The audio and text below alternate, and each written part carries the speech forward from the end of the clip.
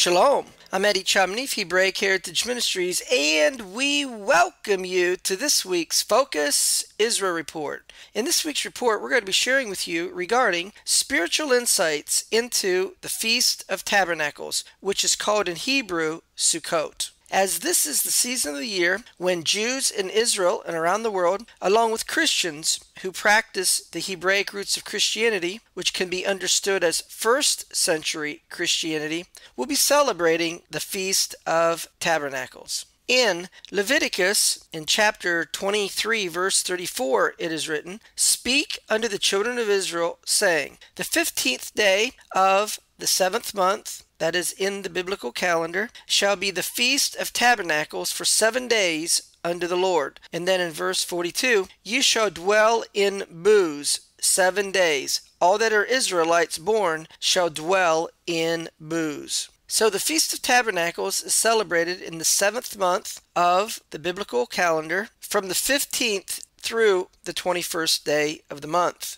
In celebrating the Feast of Tabernacles, it is written in Leviticus chapter 23, verse 39, "You shall keep a feast unto the Lord 7 days. On the first day shall be a Sabbath. On the 8th day shall be a Sabbath." The word Sabbath is the Strong's number 7677, and it's the Hebrew word Shabbaton. A Shabbaton is a designated Sabbath day that is separate and distinct from the normal weekly Sabbath. Interestingly, in Leviticus chapter 23, verse 39, while the God of Israel commands for the Feast of Tabernacles to be a 7-day celebration, he then goes on to refer to the 8th day. In other words, it seems like the God of Israel added an extra specific designated day that is attached to the 7 days of the Feast of Tabernacles. In doing so, that 8th day, the day after the 7-day celebration of the Feast of Tabernacles, is specified to be a high Sabbath. Therefore, the first day of the 7-day celebration of the Feast of Tabernacles is a high Sabbath, and then the day following the 7 days of the Feast of Tabernacles, which the Bible calls the 8th day, then is a high Sabbath as well. The Hebrew word for tabernacles, or booths, is sukkah. A sukkah is a temporary dwelling place, and it's associated with the tabernacle, a booth, a tent, or a pavilion. Tabernacles is remembrance of the children of Israel and their journeys in the wilderness after they were redeemed out of Egypt. The children of Israel spent 40 years in the wilderness. In doing so, they dwelt in tents, or booths, or in Hebrew, a sukkah. In Leviticus chapter 23, verse 34, there's a commandment to keep the Feast of Tabernacles in the 7th month for 7 days. And then in verse 43, it is written, "That your generations may know that I made the children of Israel to dwell in booths, or tents, when I brought them out of the land of Egypt. I am the Lord your God."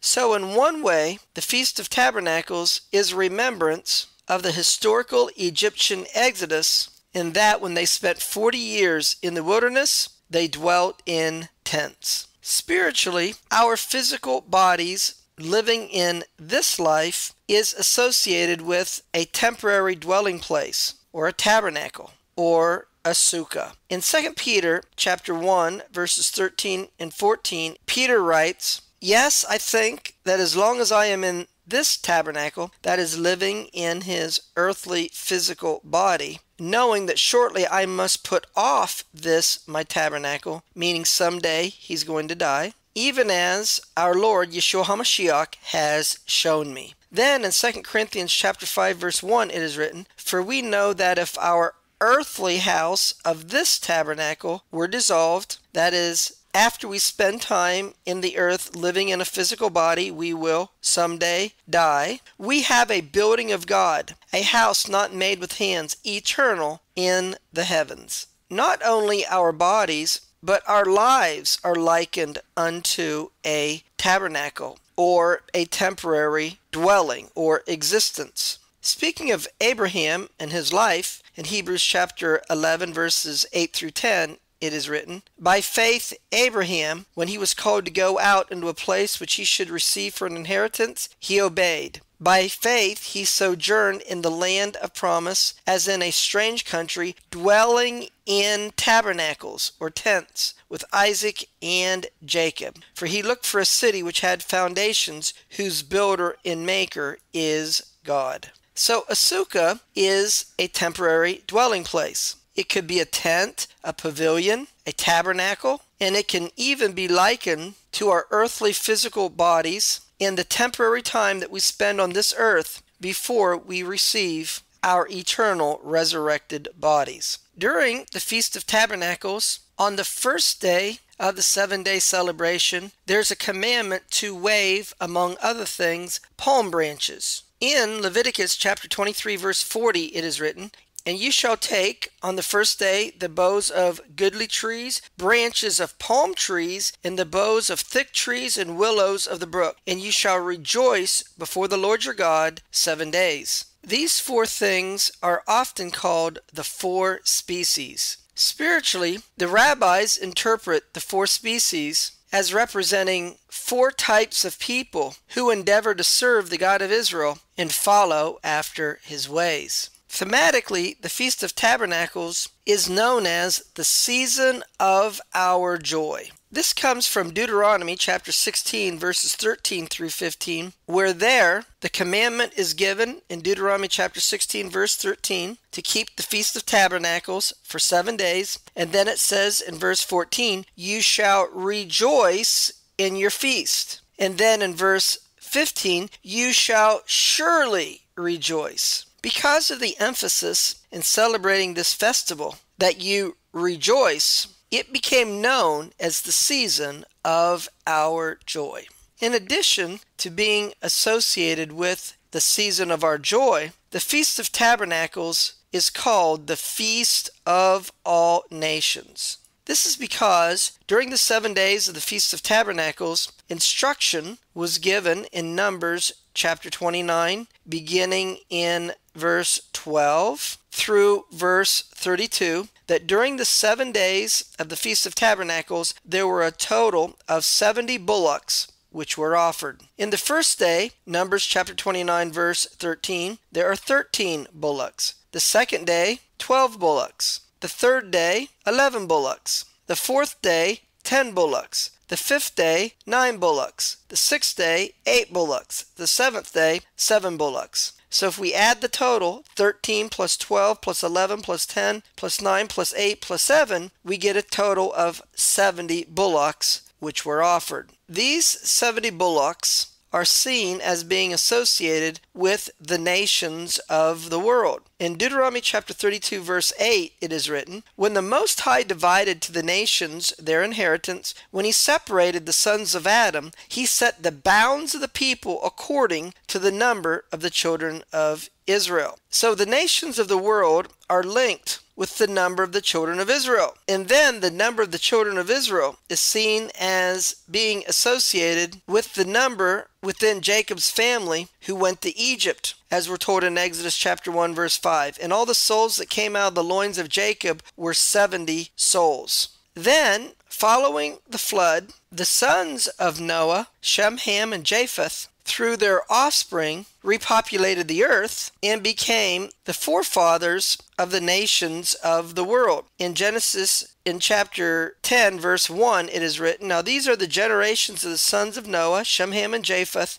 and unto them were sons born after the flood." Verse 32, "These are the families of the sons of Noah after their generations in their nations, and by these were the nations divided in the earth after the flood." So in Genesis chapter 10, the number of nations totaled 70. Therefore, a link is made between the 70 bullocks that are offered during the Feast of Tabernacles and the number from the family of Jacob who went to Egypt, which totaled 70 in Exodus chapter 1 verse 5, and 70 also being the nations of the world after the flood from Genesis chapter 10. So this is how the Feast of Tabernacles is linked or associated with the Feast of All Nations. Then we see during the Messianic era, after Yeshua returns at his second coming and sets his feet down on the Mount of Olives, Zechariah chapter 14, verse 4. When he's made king over all the earth, Zechariah chapter 14, verse 9. We see that in Zechariah chapter 14, verses 16 and 17, that all nations will be required to come to Jerusalem to worship Yeshua during the Feast of Tabernacles. In Zechariah chapter 14, verse 16, it is written,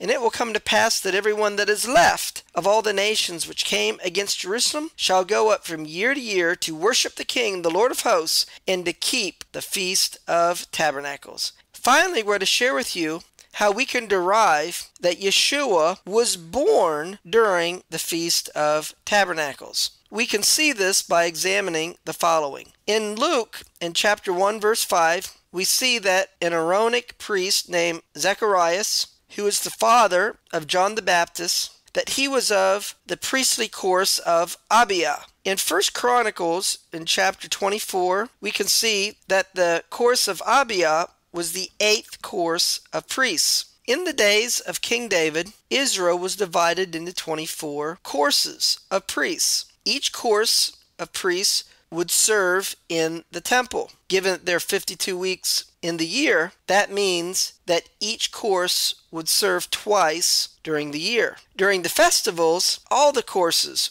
would serve in the temple. Given that Zacharias was the 8th course of the priests, being of Abiah, this tells us the time of the year when this event would have happened. In Luke chapter 1, verse 9, we see that Zacharias is burning incense in the temple, and in doing so, he's offering prayers unto the God of Israel, wherein the angel of the Lord appeared to him in Luke chapter 1, verse 11, and told him in Luke chapter 1, verse 13, that his prayers were heard. And in doing so, he was going to have a son who was to be named John, or Yochanan. This was referring to John the Baptist, whose ministry was in the spirit and the power of Elijah, Luke chapter 1, verse 17. Given that we have the spring festivals of Passover and Pentecost, or Shavuot, Zacharias would be ministering in the 10th week of the year. Allowing for the laws of separation found in Leviticus chapter 15, verse 19 and verses 24 and 25, after we're told that he went back to his house, Luke chapter 1, verse 23, and then if we go forward 9 months, this will put the birth of John the Baptist, or Yochanan the Immerser, around the first month of the year in the middle of the month, which would be Passover season. John the Baptist is 6 months older than Yeshua, as we can see in Luke chapter 1, verse 26.